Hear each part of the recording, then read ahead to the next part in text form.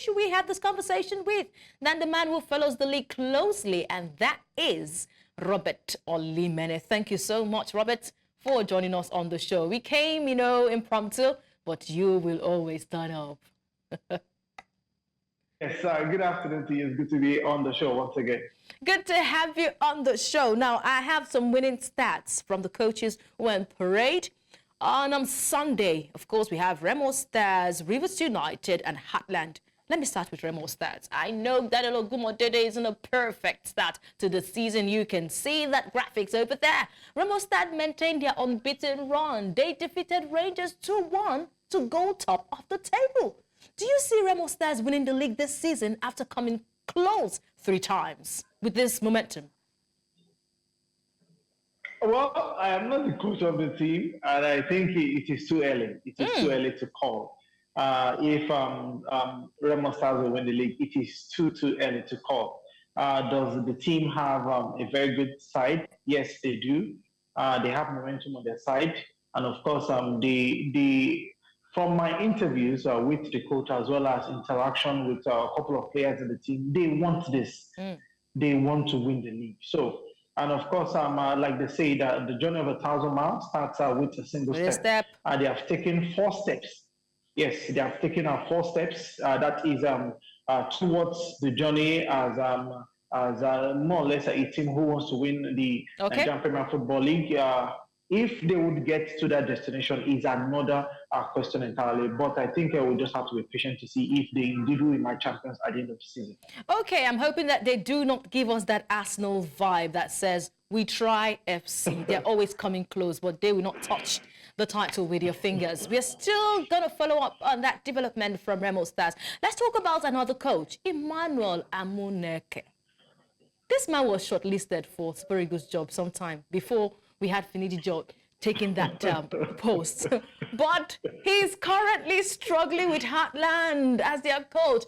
3 losses in 4 games. Waiting they happen. I have to go pigeon for this one. Robert, what is really happening?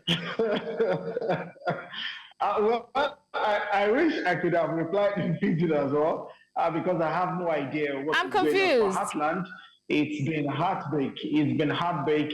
When they have heart, when they have heart, when they have the name Heart in their club, of course there'll be heartbreak, Yes.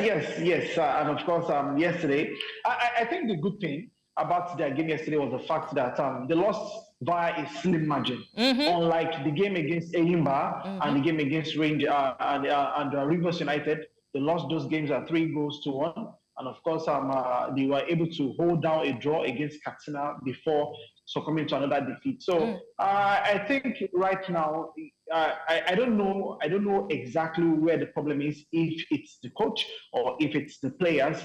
But I think that we will have to be patient a little bit, maybe up to match the 9, match the 10, to get a clearer picture of what Heartland will bring to the season, as well as if it is possible for them to be able to more or less stay in the league, because the circumstances upon which they came back into the league, talking about the fact that they had to more or less get the slot of the Unbeaten FC on a platter of gold. That is via the magnanimity of the team right there. I think they will have to make sure that it counts for something. So that it will not be a case of beyond limit. Yeah, it's not going to be a case of beyond limit, hoping and thinking that they should have used their slot. Yes. I'm hoping that it's not a regrettable one there, that they should have indeed used their slot, because they would have used it better. Because what we see from Heartland, it's really heartbreaking indeed. Let's talk about another coach. Yes, he left his role as the Super Eagles coach, Finidi George. He's unbeaten with Rivers United. After 4 matches, he's got 3 wins, 1 draw, 6 goals. And remember that at this time, would say that he's on a ride with Rivers United. What do you foresee here for the former Super Eagles coach?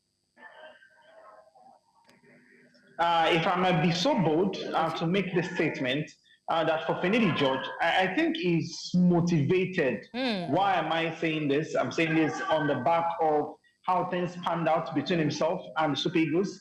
After that particular very, very ugly episodes, a lot of people have come out to more or less give their own opinion as regards how things went down between the Gaffer and the Super Eagles of Nigeria. And of course, I think the coach, Finidi himself, is trying to more or less use that as a very, very good platform and motivation to show people what he can do. And so far, so good. I believe that Rivers United has been one of the impressive sides in the league so far. 4 games played, still unbeaten, just like Remo Stars. And of course, I will get to see if they are the team to push Remo Stars that is for the title at the end of the season. All right, and we're hoping that we'll see if they can really push for the title. NPFL standings at this time sees Remo Stars. They are the top of the table, but where is the defending champion? They are nowhere in the top 6 of the NPFL standing. Rivers United seated 2nd, Niger Tornadoes at 4th. Sunshine Stars are shining brightly in the 4th position. Katsina United occupied 5th position, and Enyimba FC, on the guidance of their former assistant coach, Yema, are sitting on the 6th position. The bottom 6 have Heartland, at least they went up a bit though. Lobi Stars down. Ikorodu City, the newly promoted side, are on the bottom of the table. Kwara, Bendel and Bayelsa occupied the bottom 6 of the Nigeria Premier Football League. Let's quickly still engage Robert in the conversations around the English Premier League. Manchester United, I know that all the fans of Manchester United, Robert, they need to be checked. They need to go for, their blood pressure to check if they're fine. But there are conversations around Manchester United and having to fire their coach, Erik ten Hag. His future was cast in doubt following that 3-0 thrashing by Tottenham Hotspur, handing United a 4th defeat in 6 league games. That is how they should be looking when they're working in the streets of London. Tottenham Hotspur were impressive at Old Trafford, and that culminated to a 3-0 victory against a struggling Manchester United. But the future of Erik ten Hag is hanging in the balance. What do you think, Robert? Because Erik ten Hag took over United 3 months before Unai Emery took over Aston Villa when they were 18th. Yeah. But right now, Villa is playing Bayern Munich this week, and they're 12th. United are still 12th. What is really happening? What's the future of Erik ten Hag? What do you think for Manchester United? All right, talking about United, I have a couple of things I really want to say about this club. And it is quite unfortunate that they find themselves in this very, very ugly situation. Yes, fans have been calling for the sack of the manager for the past 2-3 seasons. And of course, they are, and rightly so from the fans. Why? Because looking at a manager like Erik ten Hag, the questions you're asking are, 1, does he have the kind of players he needs at the club?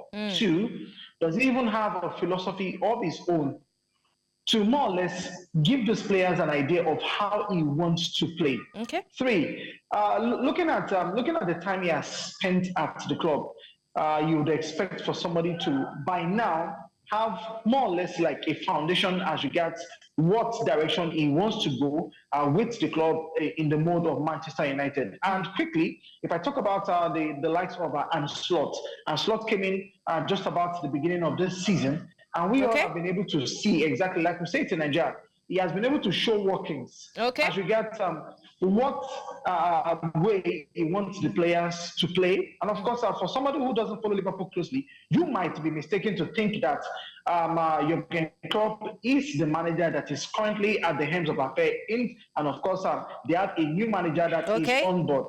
So for Erik ten Hag, I think for United yesterday, it was a very harsh red card, if you ask me. Because I believe that yellow card, yes. Red card, no. I think the referee got that wrong. Okay. I believe that, Robert, we have to wrap up. We have to wrap it up now. I'm so sorry for cutting in, but time not our friend. I wish we had enough time to have this conversation because I have some serious Manchester United fans I want to show some bombs to, but it's all good. Thank you so much, Robert, for joining me on the show this time. Thank you so much. I'll be hoping to bring you once again back on the show.